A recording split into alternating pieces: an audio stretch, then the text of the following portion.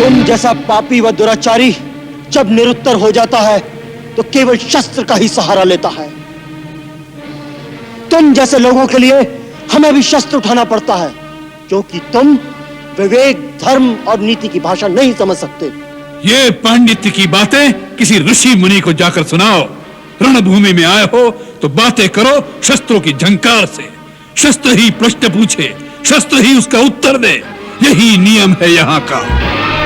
मुझे आशीर्वाद दीजिए कि यदि मेरी मृत्यु भी लिखी है तो मैं एक वीर की भांति अपनी आन के साथ इस प्रकार मरूं कि राम भी मेरी वीरता की प्रशंसा में नतमस्तक हो जाएं।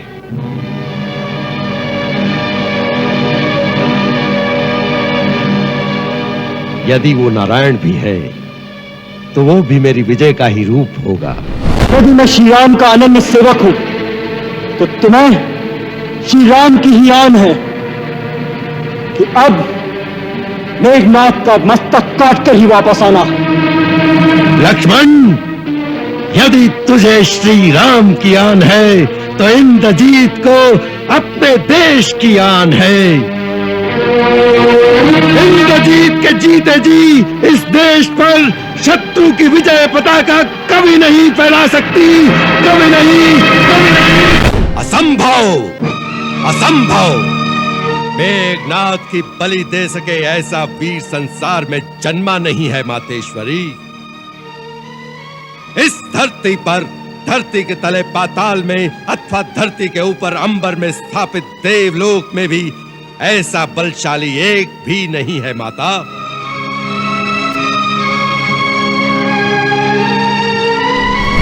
तो तुम भी आ गए, बहुत अच्छा किया। मैं केवल तुम्हारी प्रतीक्षा कर रहा था। मैंने तुम्हारे अनुज को बालक समझकर छोड़ दिया।